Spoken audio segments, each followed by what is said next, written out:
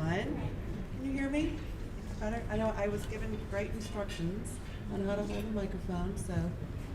All right, well, good evening. My name is Eileen Cassidy Rivera, and can't hear me. How's that, better? Better? Okay, thank you. Thank you, Rod. All right. Wonderful. Well, again, welcome everyone tonight. Thank you for coming out on a Monday night. I know it's a busy time of the year. So much going on. I know there's no game tonight, which is maybe why a lot of you are here. I don't know about you, but I've been watching the game every night. The games, the Nationals, and gosh, let's just pray that they pull it out tomorrow night, right? So there's a bunch of meetings going on in the city. In fact, our two officials I'm about to introduce just came from a city schools meeting. So I just want to say, first of all, thanks to all of you for making yourselves available. This is an all-woman panel, and I'm very, very happy about that. This doesn't happen very often, and it was on purpose too, I will say. But it's always great to have all different voices. So let me start out first of all by saying I want to say a couple of thanks before I introduce our panelists. I want to say a big thanks to my program co-chair, Ricardo Alfaro. Thank you so much, Ricardo, for all your help.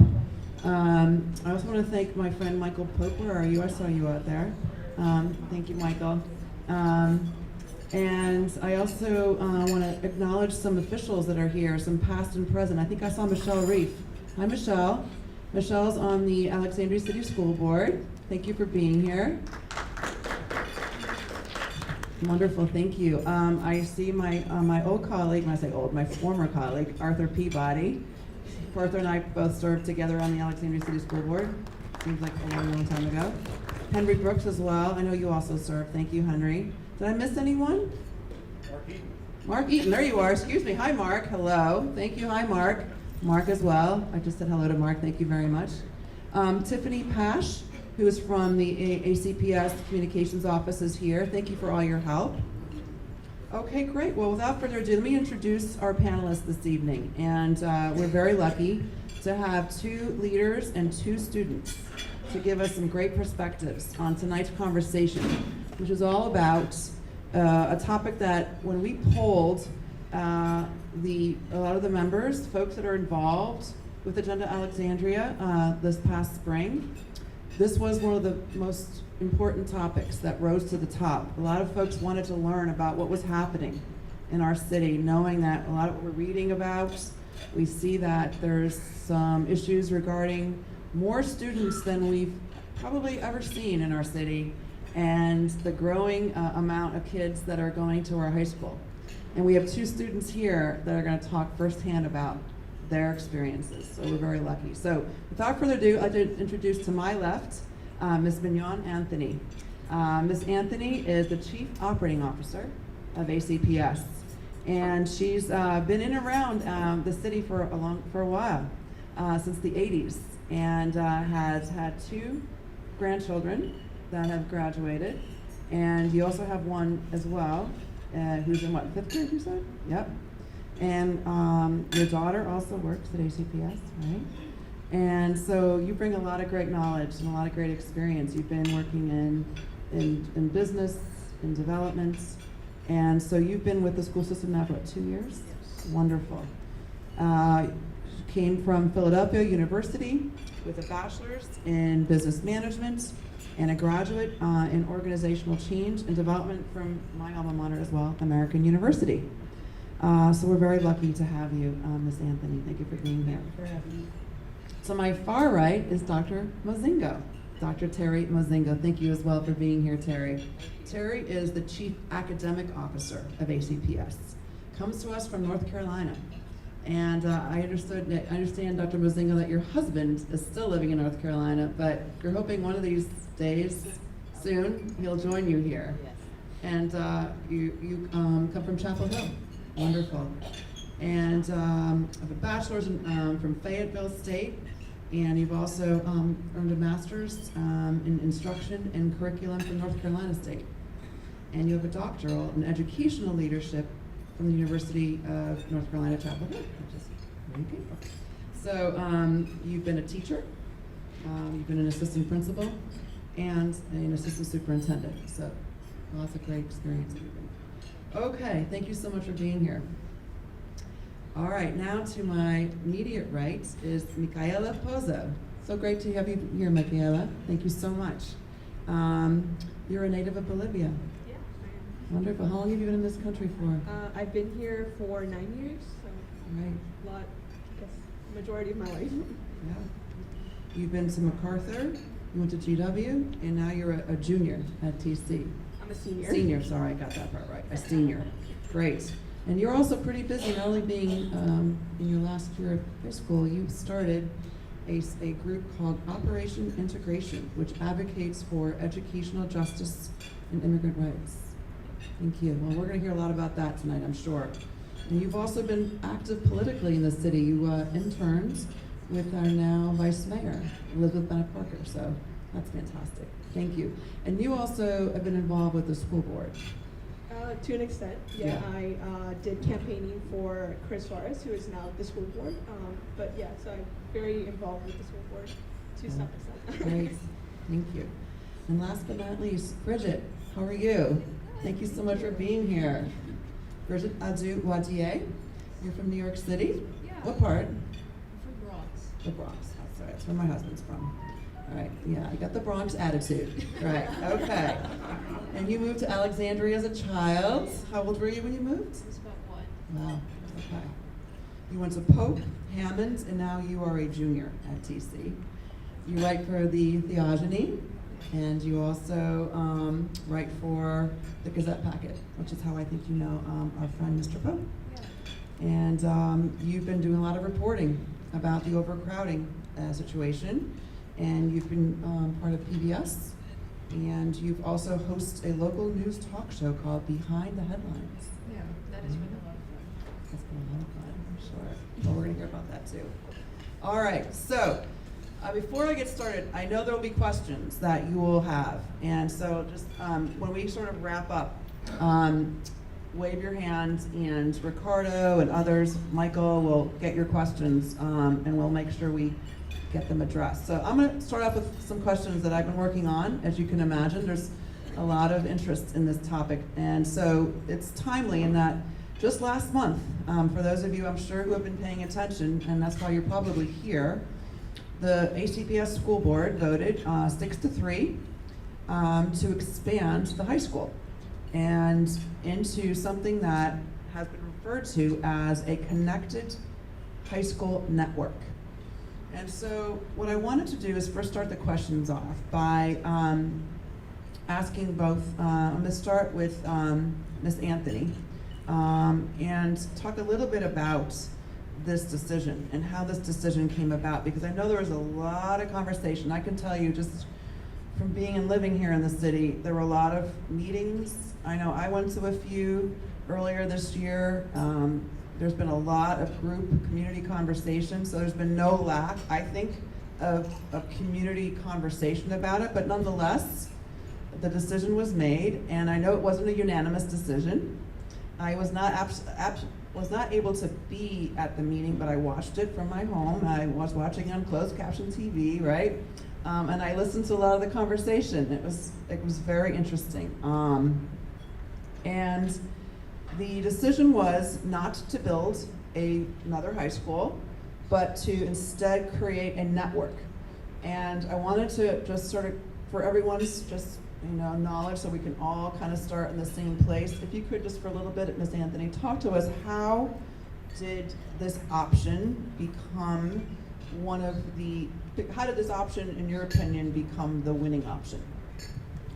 Thank you, Eileen, and I'm going to tag team a little bit with Dr. Mozingo, because we have a really interdisciplinary team with regard to this program, because there are several lanes, we call them lanes of work. Some have to do with the space, some have to do with the educational program, and we talked a lot about how a decision or how the recommendations might be driven by what we think the educational needs are, and how the description of that drives what kind of space you build, what kind of high school you build. So they are connected to each other. And specifically, to answer your question, the options, both options of 2 high schools or this expansion of TC into multiple buildings were really developed to address the overcrowding issue. Either or both of them would have addressed overcrowding. The issue, though, was really for us the time frame. You know, several years ago with the task force, there was a commitment by the city council and by the school board to try to address overcrowding within a particular time frame, because this has been a discussion for some time. And the enrollment projections, the projection that there was going to be this significant increase in student growth has not really backed up. It's really accelerated. So the opportunity to look at a model or a structure that would meet the time frame for that commitment, and also the other thing I guess I want to say about it is that we don't feel that a second high school is necessarily this doesn't preclude that at some point Alexandria may decide they still think that a second high school is needed. So the first thing is, use the assets that we have, expand the high school that we have.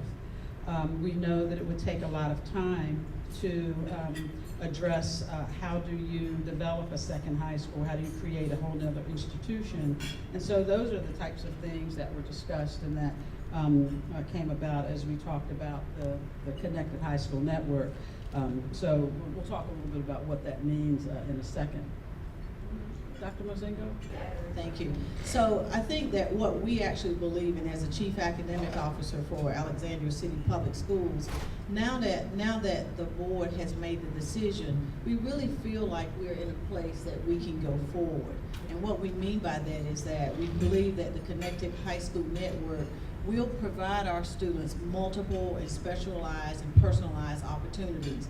We'll talk later and give you some examples of those, but we really do feel as though that this model will afford an opportunity for students to be able to just achieve many more opportunities than they're achieving now. And we'll tell you more about that shortly. So, thank you. And we're going to talk a little bit about, so we can all kind of visualize what does this connected high school mean? Because I don't know about you, but I can say, I remember going to a school when I went to high school. It had 4 walls, right? It was one building, but it was a very different time. So, Bridgette and Michaela, can you share with us a little bit about? I know you're at the end of your high school experience. Talk to us a little bit about what you've experienced over the last couple of years, what you've seen, and how do you feel about the decision? I guess the most obvious thing that we could talk about is the overcrowding and how evident it is. Like, it is kind of a safety hazard because there's so many kids. Recently we had a incident with, I think it was like a gas exhaust, I'm not exactly sure, but we had a not fire drill, but we had to evacuate the school, and just that incident just kind of brought up some of those issues that we've been having for so long in terms of safety and overcrowding. So I definitely have seen that. I definitely agree with the connected school model. I was actually at the school board in support of it. I spoke for option B of the connected school model because I think it's the better option, and it ensures that there wouldn't be segregation, that there would be more equity, because I feel like we already have a lot of issues in TC and ACPS in terms of equity and allocation of resources. So I think this is our way. It would be a lot easier to kind of address those issues if we have one school instead of 2 schools. So that would be my. Yeah, I kind of share the same experience as Michaela. I agree with a lot of what she says, and also it was really interesting because the 9th graders, their high school experience is pretty different now, that they're pretty isolated from the main campus at TC. For those of you who don't know, there's Mini Howard for the 9th graders and the TC main campus for the sophomores, juniors, and seniors. And, as a freshman, when you're first entering high school, it's kind of pivotal to be with the other kids and, kind of know what high school is all about, but you're kind of isolated in this building with hundreds of other kids. And then when you move into your sophomore year, it's just a really disturbing transition there, because you kind of feel like a freshman again in your sophomore year because it's your first time in the main building. Another thing is the busing of the 9th graders to the main campus that happens multiple times throughout the day, and that is also like a key aspect that has been a result of the overcrowding. And a result of that is then that a lot of 9th graders, a few of them do get to experience the main campus, but several of them don't. And I've seen that with my French class. So for example, the sophomores who are taking French 4, for example, don't really have that experience of going into the trailers and those outside classrooms because they've been inside the building for their 9th grade year taking foreign languages inside. So it's just been a really pivotal transition for a lot of students. Thank you, Bridgette. I'm going to talk a little bit about the current situation, because that's a good segue to a question that I have. But before I move on, I'm remiss if I didn't also acknowledge another important ACPS leader here, and that's Patty Moran, who was in the back there, and I didn't get a chance to recognize her, but thank you, Patty. I saw you come in, and by the way, yes, I should have called Pete, Mr. Ballas, the principal. I know he's a little busy tonight with the PTA meeting, but maybe we'll do part 2 of this when he can join us. Okay, so let's talk a little bit about, first of all, before we move on, I get a show of hands, if you wouldn't mind, in the audience. How many of you currently have students or children that are in ACPS? 1, 2, 3. Okay, great. How many of you have children that graduated from ACPS? Okay, wow, wonderful, perfect. Okay, so you're watching all of us. For those of you who just put your hands up that had children who've graduated and moved on, this is a very different time, right? And so, for those of us who drive past King Street and see what's going on, I remember back in 2007, my colleague Arthur Peabody and we cut the ribbon at the new TC. And it was an exciting time, and at the time we were like, wow, this is a big building. And it was built for around, 2,700 to 2,900 students, as I understand. And my understanding is that we're way past that at this point. We're around over 3,000 students, if I'm not mistaken. And the projections are that by 2025, which is just 5-6 years away, there will be well over 5,000 students. So I'm going to get into kind of what's driving this population growth. I want to get into that in a minute, but before I get there, I want to talk about what's going on now. Ms. Anthony, I know that you weren't with the school system when the plans were drawn up for the new TC, but nonetheless, here we are looking at the next phase. So how are students and teachers coping now? How are they, right now, and knowing that we're way beyond capacity? How are they coping with it, and how is learning and teaching affected? Well, again, we're going to tag team because Dr. Mozingo is the academic specialist. I will just say physically, I want to make sure that people know that within the classrooms, the classroom sizes are still according to our standards. There's 25 kids in the class. There aren't. Most jurisdictions say overcrowding. One thinks of a class with 35 children in it, like in some other jurisdictions in the metropolitan area. So we are maintaining the class sizes that we are supposed to maintain within ACPS. But the hallways are crowded. When we say crowded, it's like a sea of young people, but they're moving around, and Dr. Mozingo goes to the schools. We all do, all the time.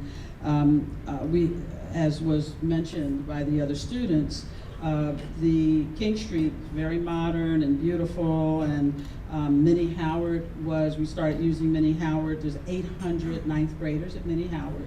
And the new approach that we'll use for the expanded high school, the first thing it'll do will be to look at that population of students all together, 9th through 12th grade, not a separate campus for 9th graders and a separate campus for the others, and redetermine how the classes and the courses and the programs will be organized so that they can share. The space has to actually feel like one, because it has to feel like there's one school.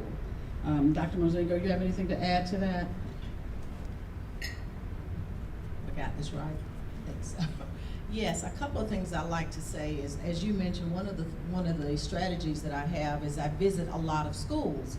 And this year I've started something that's titled Principal Walk and Talk. So I go to the school, I integrate with the principal and just fill his or her shoes by just shadowing the principal around.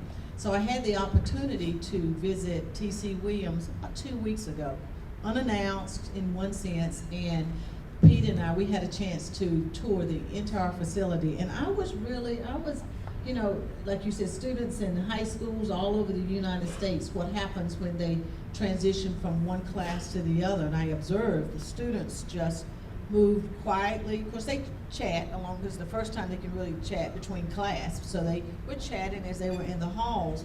But what I also noticed, and what that leadership has done there along with his teachers and assistant principals, is I was able to peep in on several classes, and I was actually amazed at the level of interaction, the level of group work, just the way in which the students were engaged during this particular visit, during this particular opportunity.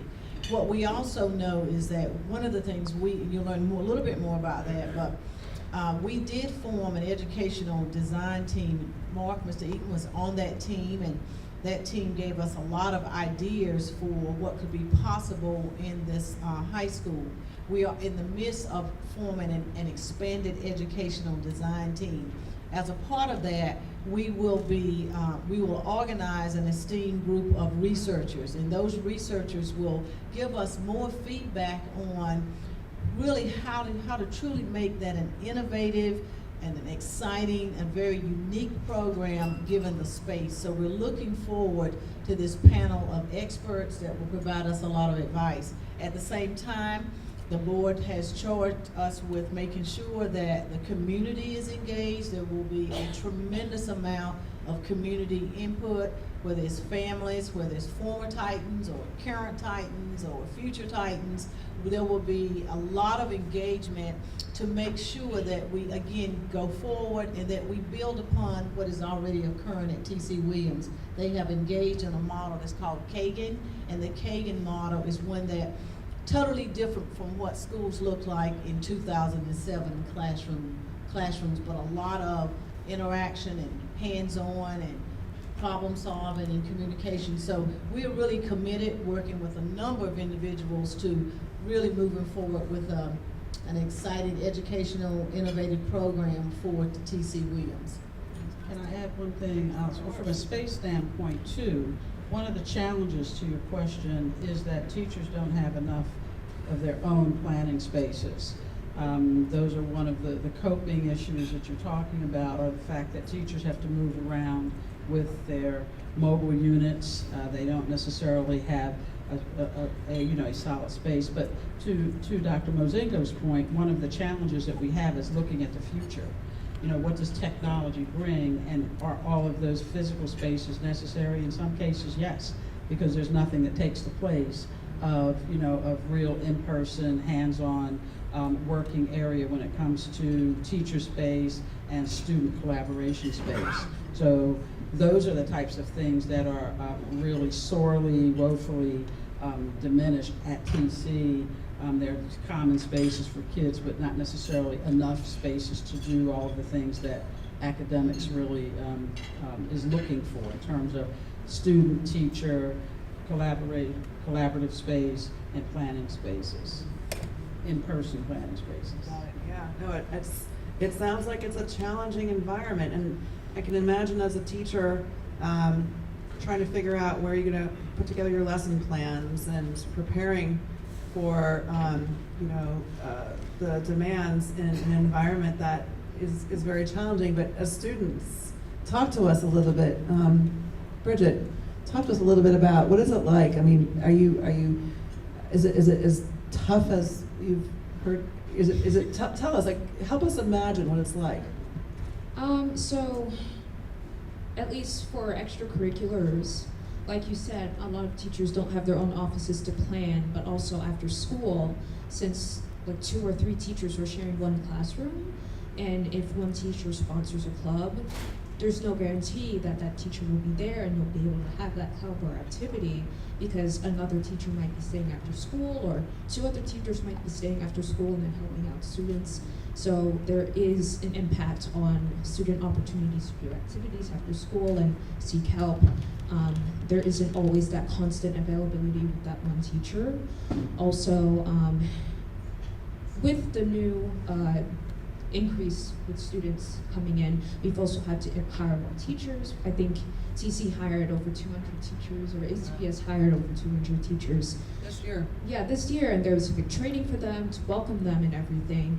But then again, the number of classrooms has not grown with those teachers. So again, you have that period where it's a little confusing because your teacher's not always going to be there every period. So if you want to visit them, you know, You don't know where to find them. yeah, you don't know where to find them. I mean, they have like a paper of where they might be, but again, they might be in the lounge, they might be elsewhere. It's just a little unreliable of not always having them there in this one place and being able to go to them. Also, like in one of my classes, for instance, we've had an overcrowding issue there. The TC newspaper, The Ogany, has grown to nearly 40 students. And we have one small lab, and it gets pretty chaotic in there, pretty hectic, of multiple people, you know, in there at a time, over 30 people in there, trying to work on the IMAX and, you know, get articles in. So, yeah, just working in that constant environment of all these people, you know, in the same room and, you know, the constant chatter. I mean, obviously it's not distracting, but then again, it's an environment that you get used to and is something that is normal to you and something that you can't really ever imagine as part of the TC experience. All right. Go back to just a second. So I know that we haven't yet gotten to the actual description of what exactly, we should have probably brought like a picture or something to help us visualize it. We're going to get to that in just a minute. We're going to actually have Dr. Mozingo and Ms. Anthony describe what is this actually going to look like. But before we do that, I just want to take a little bit of a step back and kind of help understand how did we get here? Because I think that for me at least is very interesting is where have we seen the greatest surges in population? Like where are these kids coming from? What parts of the city are growing the fastest? And I'm just wondering if either of you could answer that question. Well, Alexandria has been growing in student population since about 2012, and the kindergartners that were, born around that time, it was the largest. There's not one particular area. I mean, I think the west side and the central side of Alexandria has the most population growth in terms of our projections. But I think even that is changing now because of the economic development that the city is projecting. And of course the city and different other projects around town are driving development in other areas where Alexandria was very conservative in its housing and its growth population. It's a yin-yang type of situation. So the school district has just been really trying to respond to where all of our schools are overcrowded now. There were some that weren't as overcrowded 5 years ago that all of our schools, all of our elementary schools, both of our middle schools, our K through 8 schools, they're all overutilized right now. So I don't think, I think that it's not it's one part of town or another part of town. We have to look at a comprehensive solution for all of them. In addition to facilities and operations, I also manage the food and nutrition program, the safety and security program, and the transportation program. And we have we have overcapacity when there's more than 24 kids in a class in certain parts of town. We've got 300 kids right now who are not going to their neighborhood school, and they're being transported to other parts of Alexandria because of overcapacity across the city. Anything you wanted to add to that? Yeah, okay. So let's get into now. I've got some other questions, but I think there's enough of an appetite, right? Let's just kind of help us visualize how exactly will this connected high school network work. And if you could kind of give us a timeline, kind of like when is it going to begin, and what changes can we expect, and perhaps maybe in your senior year, will you see any changes? Bridgette, would you see any changes? But let's start. Why don't you give us, because you've been reporting on this, so why don't you give us a good journalistic overview of what you've been reporting on? So I've been reporting on the high school project since the beginning of last year when it was first, being publicized. As for whether or not I think anything will be seen next year, I don't think so. I think a lot of people in my graduating class don't think that the high school project is something that, is for them. I feel like I've looked at a lot of reports, and I feel like a lot of the things are 2022 and beyond, if I'm not wrong. And we'll be out of the school system by then, but I feel like the long-term impacts are especially interesting for me because I have 3 younger siblings and they're coming up in the school system. So I think I'll definitely hear about the impacts of the high school project from their perspective, and it would be definitely interesting to hear about T.C. Williams in the 2020s, as well as just how the school is going to change, with these proceedings. We voted for this one option. We're going to keep TC together. What is that going to look like in the future? I'll be very interested to cover that next year and in the coming months. So talk to us about what's going to change this year, and when will the actual network be in place, and how will it look like, and what other buildings around the city will be utilized as part of this connected high school network? Well, I'll start by saying that the concept of the Connected High School Network was envisioned with our original consultants about 1.5 years ago, Fielding Nair International, which is an international education consultant who we engaged to look around the country at cities that had similarities to Alexandria demographically or size-wise, and or who had only one high school. And what did they do when they had a capacity problem? And at the time, we were looking at multiple sites around the city, and the idea of the Connected High School Network was, first of all, being connected to your community, and that the school is connected together, whether it's by educational themes, whether it's by operations or whatever, and network just keeping up with the idea of technology, is that you can learn from anywhere. And we currently have a satellite program that a lot of people don't know. There are 2 schools that are not in TC physically. Our satellite program, which is actually housed at central office, our Chance for Change program, which is an alternate education program, which is housed in downtown Alexandria. And so, knowing that those students work from those locations, the board, asked us to make sure that we looked at proximity, make sure that students, wherever they're learning, feel like they're, that they are part of one school, and that's our challenge. I think that in some ways it's so exciting in some ways. I think that the opportunity that is before us is an exciting opportunity, and the reason I say that is because the next step in the process is that we are forming an expanded educational design team. What is unique about this expanded educational design team is that, again, it's going to include students and teachers and administrators and lots of input, as I said earlier, from families in the community. In addition to that, what will make this model so unique is that we have also formed industry advisory boards. And for years and years and years, school systems have had difficulty with students when they graduate from high school, how we ensure that they have multiple opportunities for clinical rotations, clinical trials, job shadowing opportunities, externships, internships. So a decision has been made to form 4 industry advisory boards. One for STEM, science, technology, engineering and mathematics, business and government, education and human services, and the arts.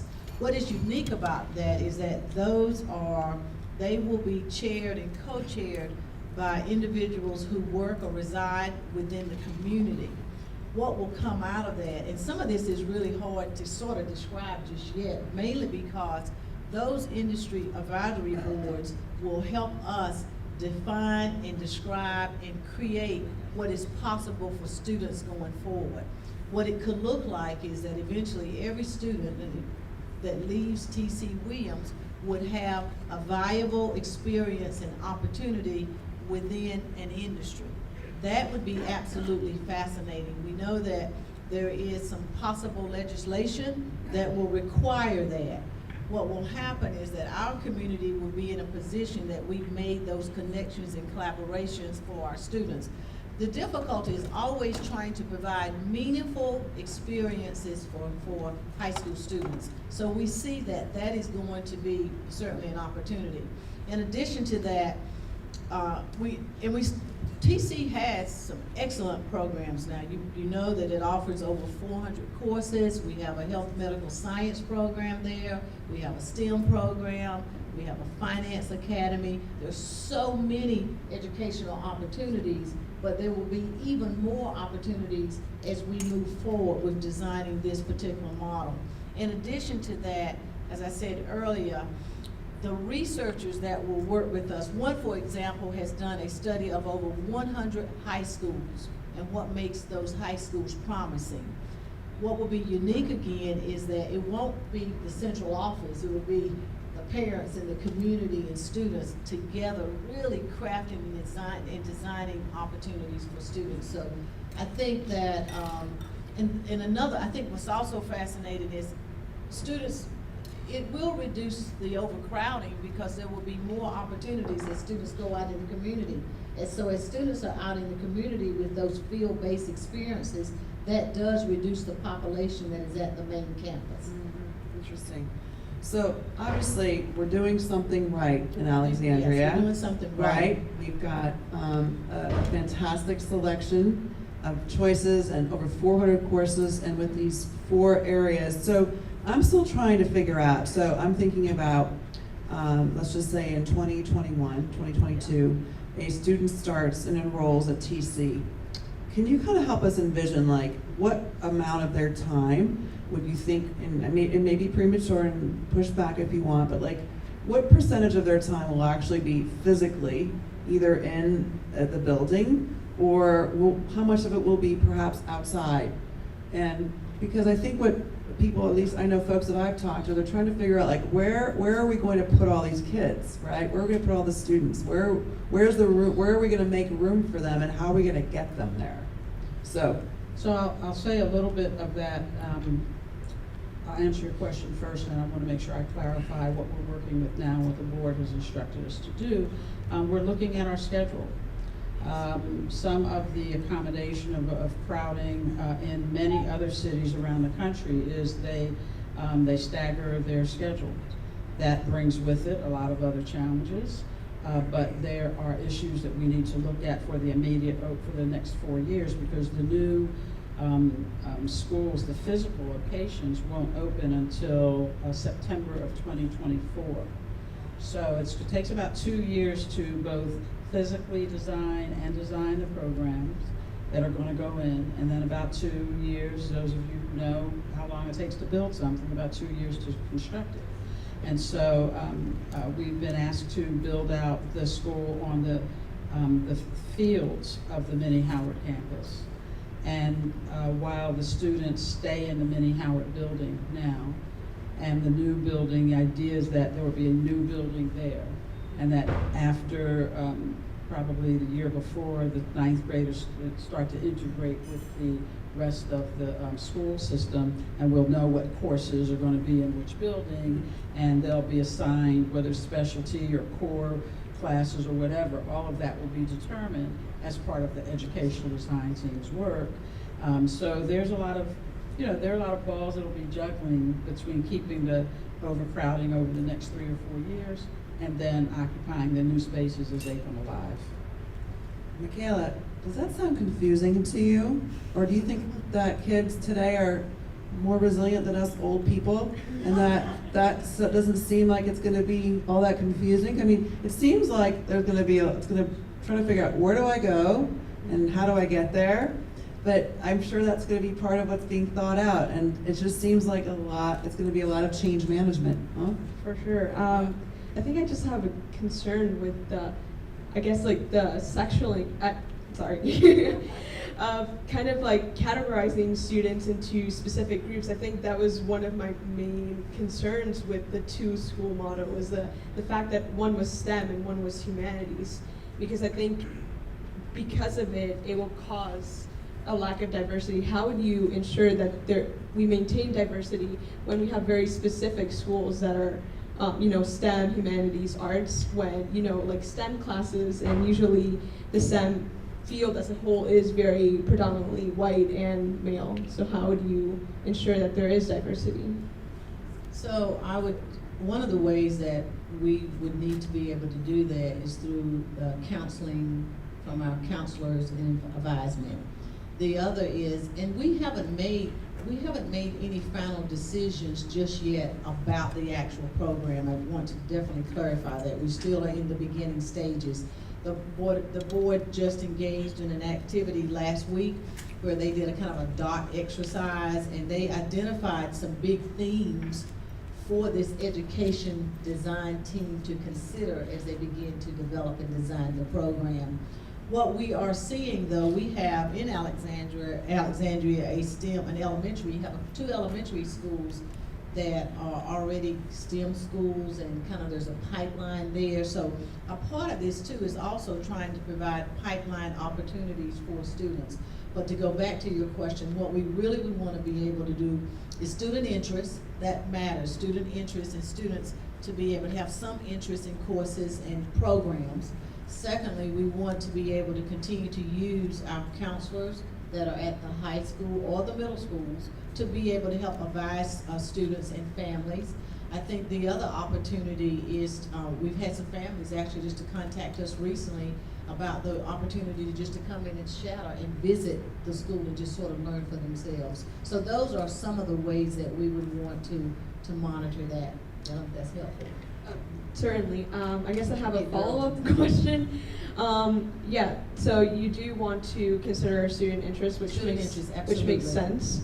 I guess my question would be, how would you incorporate the students from the International Academy in this? Because a lot of the classes that they take are very specialized to them. They're not the classes that everybody else who isn't in the International Academy takes. So how would you ensure that they have the opportunity to have access to these programs when they're also learning a new language and they're also learning how to assimilate into the culture? So there's a lot of things that they need to think about. So how would you want to incorporate? So, Michaela, thank you for that question, and Dr. Mozingo, before you answer, I just want to make sure for the audience's benefit. So, the International Academy, I don't know, for those of you who don't know what it is, International Academy is an academy within the high school that is specifically designed to help immigrant students who come to the city, and there's a whole curriculum that's been put together to help the students who come from all different parts of the world, who are coming to the United States for the first time, and who are learning a new language and are learning a lot of things.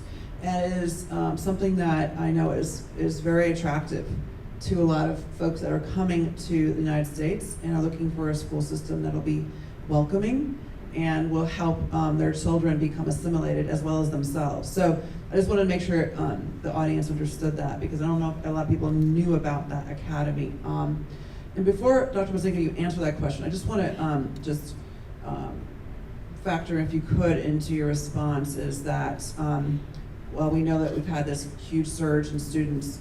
What I want to get an understanding of is what percentage of students in Alexandria go to our public schools, because I think that there's obviously there's overcrowding probably going on as well at our private schools. But we're here tonight to talk about our public schools. But I just want to see, Dr. Mozingo, if you have any statistics around that. As do you know how many? If you look at the breakdown of students in Alexandria, how many of them now go to ACPS? Yeah. So, yeah. As most of you know, most of the demographics of Alexandria do not have children in the public school, or don't have school-age children, I'll put it that way.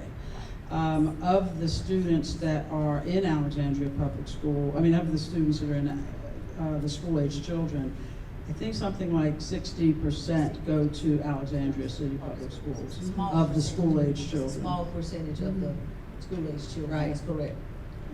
So I know your question was about the International Academy, and that'd be great for us to learn a little bit about how will this Connected High School network either impact, or will it harm, will it affect this academy that it seems to be a very popular destination for students and for their families.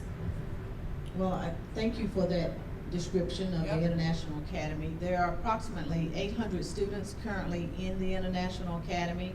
And during the freshman and sophomore year, those students are required to remain within the academy because they're building, as you indicated, their language and content skills. But as juniors and seniors, they can actually take courses outside of the academy. So they can take courses. We have some of the students in the International Academy that are in our advanced placement program. We have, many of those students are also taking our career and technical education courses. At the same time, those students, like all the other students, will have and do have that opportunity for those field-based experiences. We will be, one of the goals of this as we go forward is to pull the data to get a sense of the mobility, the amount, the number of students that are in the International Academy that participate in other courses outside of the academy. But the freshman and sophomore year, they are in the academy, a small group of teachers located in a part of the facility, building their language and content skills. But they can't participate because all students are required to meet certain graduation requirements. And with the International Academy, there are many graduation requirements that they can meet within the academy, but there are some graduation requirements and courses that they can have access to. I would also see that they would want to and should be able to have a lot of those field-based experiences as juniors and seniors. Can I just talk about something to your point? I feel like you're saying that they do have access to these courses, which I think is ideal and they should. But I think there is a disconnect with that because there is a lack of students from the International Academy who take advanced courses. In fact, the only class I've ever had a student from the International Academy was a Spanish class that I took because they were Spanish-speaking students. In fact, with the students who I have talked from the International Academy, they've told me the difficulty that it comes when trying to take classes that are more advanced. They're kind of discouraged from taking advanced classes, which should not be the case. I think we're trying to encourage them to take more advanced classes, but I feel like because of the fact that they might not be proficient in English, they somehow, there's kind of this, I guess we equate the fact that they're not knowledgeable enough to be able to take any harder classes, which is certainly not the case, especially when a lot of these students have a lot of previous schooling. So I don't know why there's that disconnect. Well, I think that goes back to the access to the counselors, the level of counseling, and that's something that we need to continue to work on, and we are going to continue to work on that. There's a commitment to that. We have participated in some focus groups with students from the International Academy, and so that's a commitment on our part to make sure that we are providing those access and those opportunities, particularly after they have become proficient with the English language. So thank you for that. Yep. Yeah, and what Michaela said about the international students really does lead to a larger conversation concerning equity and adequate access within the school system at large. I think, Mignon, you said that most of the population growth is occurring on the west end and in central Alexandria. You know, that's where we get most of our minority kids and immigrant kids and children of color, of course. And CC is a majority minority school in which, you know, about 60% of the students at, I think ACPS in general, identify as either Hispanic or African American. And I think as we, you know, approach this connected high school model, we really do have to consider what equity is going to look like in the future. You know, ACPS recently came out with this racial equity audit based on a survey that they did last school year from 2018 to 2019. And they found that there's still some implicit bias that exists, a lot of stuff that they still need to work on. And again, it's just a matter of, you know, what equity is going to look like in the future, given this decision that they voted for. And actually, I don't think the audience knows what the second option was. You briefly mentioned it. Yeah. But it was the second high school, the two comprehensive high schools that were divided between sciences, engineering, mathematics, and technology, and then the humanities and the arts. And that was particularly controversial because a lot of people felt that it would cause division within our city, it would cause a lot of rivalry and inequity in resources and allocation.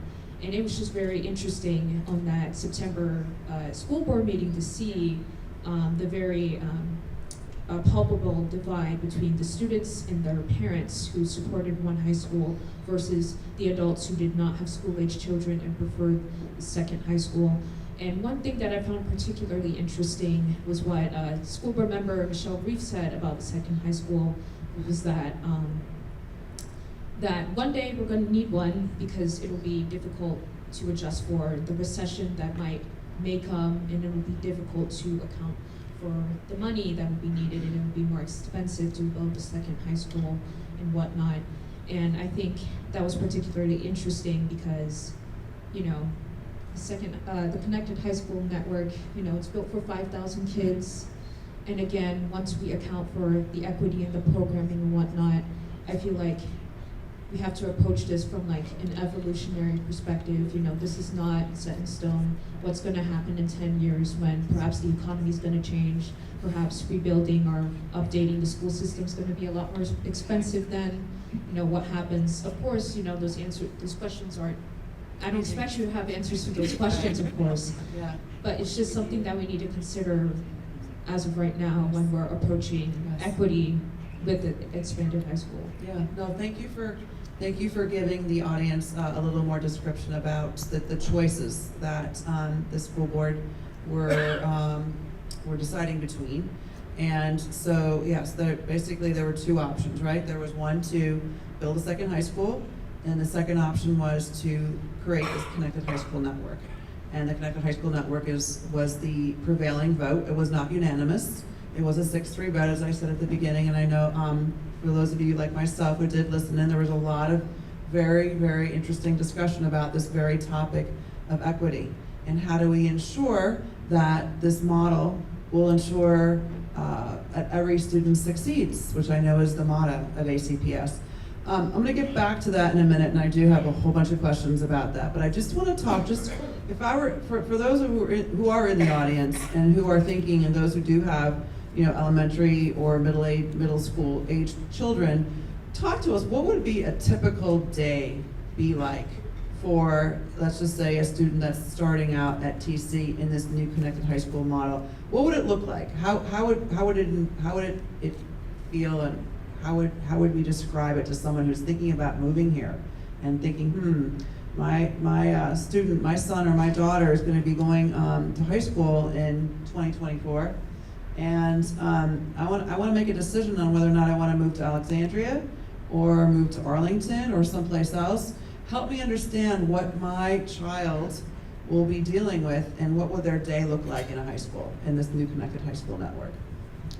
I'm going to take some of my colleagues off the hook a little bit to, first of all, remind us that we're in the infancy stages of developing a program as it relates to what class do I have in period 1, what class do I have in period 2.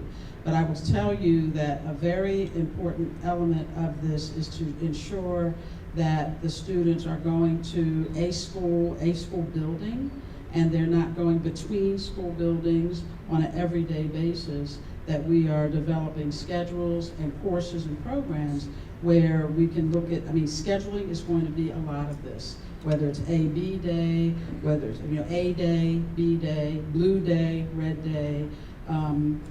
We know that technology is going to play a huge role. I think right now it's impossible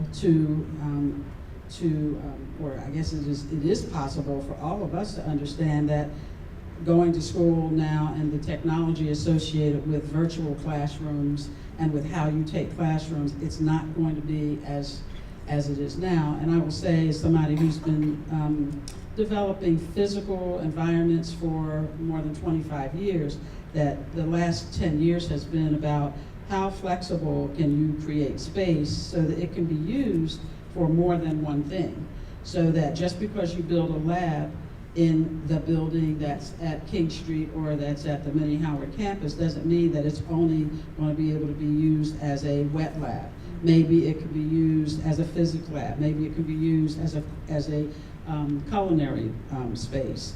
And so what my responsibility is ensuring that I listen very carefully to the students, to the programs, to the researchers that are thinking about how to use the space. At this point, there's been a lot of discussion about the TC campus being the core campus, being the home campus, being where all of your basic math, English, those types of classes always are. And maybe one of the other campuses will house the specialty and advanced and other classes that any student from 9th through 12th could take depending upon their curriculum. And that they're not necessarily, remember everyone has graduation credits. So I would be reminded over and over again that remember that they have to take credits that are going to make them become graduates, but that we may, the educators may decide to designate certain areas of maybe the new building or buildings in a way that those are where you go to take certain level or certain classes for different types of programs. You're not necessarily stuck in one pathway to take one particular program. So I guess I just want to say that they're going to have an exciting experience, but we don't exactly know how the courses and classes are going to be placed and where they're going to be placed yet. But the thinking at this point is at least we know that King Street, and one more thing I want to say, the Connected High School Network, it's a name. It's really T.C. Williams High School, and it's an expanded, it's expanded campuses. And so that's a model that there are some schools, systems around the country have it's like a combination of things that we've seen around the country. Could you name, I know you all have done a lot of research, what other cities around the country have implemented this kind of model, and what have the results been like? There haven't been too many that we can find that have adopted a high school that is on multiple campuses that are in different parts of the city, which is one reason why I think the school board felt like, let's keep it close, if we're going to do this. I think the other thing has to do with this issue of equity. Our core values are about graduating students. I'm speaking a little bit out of turn for the academicians, but graduating students that, the core values for the high school project are the community connectedness, that a connection to the community and to the world is absolutely fundamental, that our diversity is our strength, that we have a lot of kids from all over the country and from diverse backgrounds. Let's use that not only for the children who are immigrants, but for the world, for the global citizens that we want to graduate, and experiential learning. So before we get to the academic part, and I want Dr. Mozingo to talk about that, because a lot of the questions that I've gotten from a lot of you here in the audience, as well as my own, is that there's going to be a lot more choices. and a lot more opportunity. And to me, that sounds like students will be better prepared to go on to college or onto a vocation or to whatever they choose to do after high school. I know that that there's been a very big emphasis on preparing kids for college, but I can tell you from raising 2 sons and a daughter, not everyone's ready, and not everybody is cut out to go to college. So I know that there's going to be an emphasis on not necessarily preparing kids for college, but for vocations. But before I get to the academic part, there's a lot of questions that I got in front of me, which is one of mine, is how many buildings or sites do we think we're going to need beyond the main TC campus and the, what I call the Mini Howard campus? How many other sites do you think we're going to need to either redevelop or create other sites around it? Like, if you could just sort of like, how many more do you think that we're gonna need, or do you know yet? You're gonna get me in trouble. I'm not gonna I'm answer sorry. that question. No, I mean, we're maximizing the Mini Howard site, and we had originally proposed, well, the superintendent and one of the models that we proposed included the Mini Howard site and a site in Potomac Yards, where the school district has a school site in Potomac Yards. There are about 4 other sites in the cities that you can build schools on, but we need elementary schools and we need middle schools. How many more elementary schools do you think we need? We're right now budgeted for the replacement of George Mason and Cora Kelly, but additional elementary schools will be really dependent upon the economic development in the city. We've been asked to look at potentially 2 over the next 10 to 15 years. And so those are planning issues that we're trying to assess right now. Any more middle schools? Middle school, there's a slot for middle school in the 10-year program. By the way, I just saw another school board member in the audience, a former school board member, Cheryl Gorsuch. Welcome. Thank you. By the way, is Ricardo or Michael walking around anywhere, or do they pop out and go home? Oh, there you are. Oh, hi, questions. There you are. You're behind the curtain. There's some more questions down there. I'm going to make you work some more. Okay. Dr. Mozingo, talk to us a little bit about these, as I was doing my research about this new network, that there will be 16 new areas. Did I get that right? That there will be 16 areas that, the areas of study. And I wanted you to sort of talk a little bit about that. I know that that's obviously still being in the design phase, but the question I really have is, like, at the end of the day, when this network is thought through and is designed, my question is how much better will our students who are graduating from the new Connected High School Network in Alexandria be prepared than our neighbors in Arlington and Fairfax and Falls Church? That's a great question. Okay. I kind of want to take off from what Mignon indicated. I think that you asked that question earlier about the kind of the experience of the student. It's still, and what's so difficult is that we are in the beginning stage of this, but I can tell you what I think we foresee. First, we know that, again, we have the Virginia profile of a graduate, which illustrates that students are required to meet so many graduation requirements, whether in literacy or math or science or whatever, the career technical education. So every student will still be required to take those core subjects. Now, no decision has been made yet in terms of where those core subjects will be offered, but we know that students will be required to take those core subjects. In addition to that, currently, one major difference is this. We offer a career and technical education program. Not every student participates in all aspects of that particular program. With this new legislation, what will happen is that when students graduate from high school, they will need to have some type of, as I mentioned earlier, some type of field experience. Why is that unique? Number one, we have all over the nation, I think, there are a number of students that graduate from high school. Let's say they go into the workplace. And the workplace employers are basically indicating that we want to make sure they have strong communication skills. We want to make sure that they can work in teams. We want to make sure that they have strong problem-solving skills. What will happen again with those industry advisory boards and the potential for every student to have some type of experience, that is going to make us extremely unique in terms of our students graduating from T.C. Williams. I think also what will make this unique is that we want students to be able to go to colleges and universities. But when Dr. Hutchins did his listening and learning tour, he also heard that there were families who would like for their students to go directly to a community college, go directly to the workforce. Again, by having those partnerships and those connections, more of our students will have those types of opportunities. I think the other opportunity that we have that's just kind of inherent, and it goes back to what you said, is the diversity that exists at T.C. Williams is really a mirror of our society. And I really believe that the mirror, because T.C. Williams is so diverse, that our students will be better prepared to live and to work in a diverse world. I also really believe, and I said this to a group recently, I think that TC is great, but I think that we're going to have an opportunity for it to be greater. And again, it is because students will have meaningful, real life opportunities. In addition to that, you mentioned they will have some choice. We really want to build, as Pete and others build that master schedule, is to offer students a variety of choice.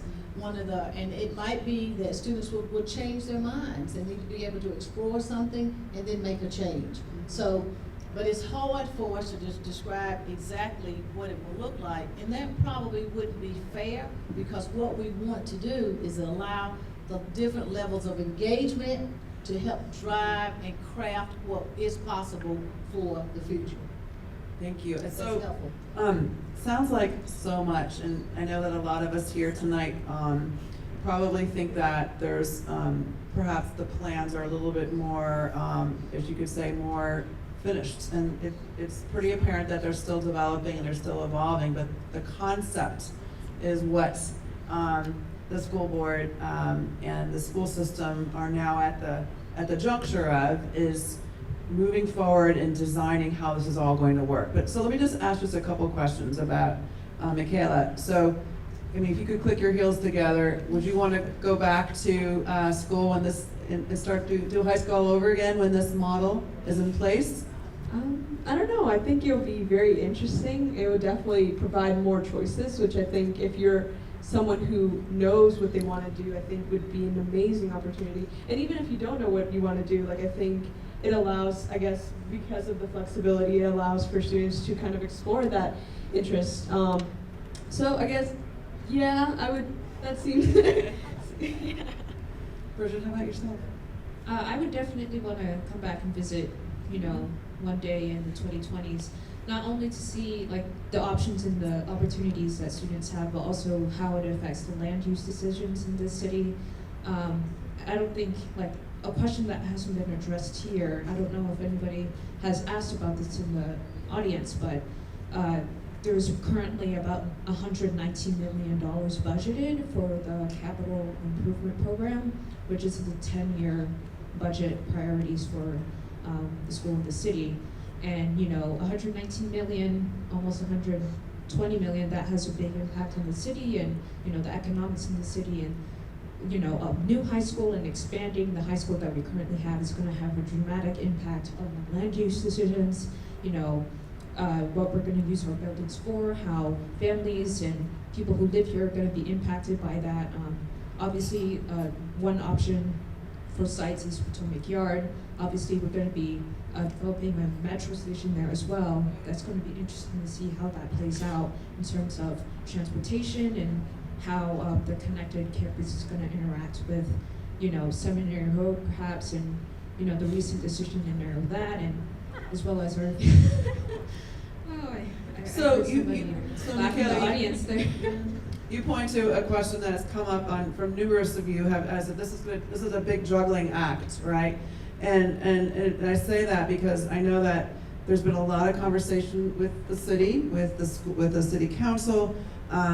So talk to us a little bit, Dr. Mozingo and Ms. Anthony, a little bit about all the coordination that's going on. I mean, I've been reading, I'm sure some of you have, that there's been some characterizations that there's a gulf between the city and the schools, that it's narrowing, but there still is, because so much of this new design has to be coordinated with transportation, with building, with developments. To your point, Michaela, is that, Bridgette, that so much of as I envision this, as I think about this, I'm thinking about, usually you drop off your kid at school, that's where you pick them up, right? But it's not gonna necessarily be like that. And it's going to be a place where students are going to be going to various places around the city. So talk to me a little bit about how is that going to work? How are we going to coordinate with all the city's resources so that we're all in this together for the right reason and the right outcome? So, thanks for that question. I'll go backwards. First of all, the $119 million that's in the 10-year budget, it was 103 for construction, and the rest was for design. And that was based upon, it was about a number that was developed about 3 years ago, and it was based upon a prototypical square footage number that was actually, they used the existing TC as the basis for the formula, and we know first of all that was like a 260,000 square foot building, that for the projected students we're going to need like a 320,000 square foot building, and the new numbers based upon high schools that have been built over the last 3 or 4 years, several of which I've worked on in the metropolitan area, that number is going to have to be closer to $200 million, about $180-something million, and that's on escalation. The construction industry numbers have skyrocketed just over the last couple of years, and the cost per square foot for the type of building that you need is very flexible, and that has lots of coordinating, all the things that we talked about earlier, and the technology, that number is going to grow, and the city manager had predicted that last year. As far as the gulf between the city and the school district, I don't think there is one. I came here a couple of years ago from the task force. I worked on the task force. The Joint City Schools Task Force required the city and the school system to work together. We have 3 meetings a month, from staff to corporate council to leadership meetings, and I just came from a subcommittee meeting tonight our roles are to monitor, first of all, to make sure that we are really working together, to monitor exactly what's being developed. But one of the issues that came up today about just because you co-locate a fire station with a school, or another type of city service with a school, which is actually what the mayor and Mr. Chapman were talking about a couple of weeks ago. Co-locating city services and city buildings doesn't necessarily mean that those agencies are properly working together, and that's what we have to do. We have to change the culture, look at our services, co-locate and make them more efficient, and then also bring in private partners to help pay for some of the, offset some of the dollars that it's going to cost, and there has to be something in it for them too. So we're working together very closely. I can attest to that. I have 4 meetings a month with, again, up and down the line. And it's not just, we're not sitting there just having a nice conversation. They're very purposeful, they're planned, they're action items, and it takes time. A year and a half doesn't make it happen. It's going to take 3 or 4 or 5 years, and I think that the citizens are getting their money's worth. The people are working very hard on the city side, on both projects like this and operations. The city and the school system, city manager and the mayor, former mayor and the current mayor, have insisted that we are collaborating on almost everything we do. Not always comfortable, it doesn't always, work out.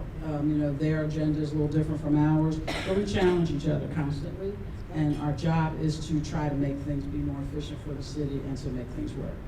Well, thank you. On that note, I apologize, but we have run up against the clock. And I didn't get to everyone's questions. I apologize, but we'll be here for a few minutes so you can approach us. Thank you all very much. Ms. Anthony, Dr. Mozingo, Michaela, Bridgette, thank you very much. I know we could probably be talking here for a couple more hours, but maybe we'll have part 2 and invite Mr. Ballas, the TC principal, to come next time and give us even more an update. But I just want to say thanks to all of you for a great conversation. Thank you. Thank you.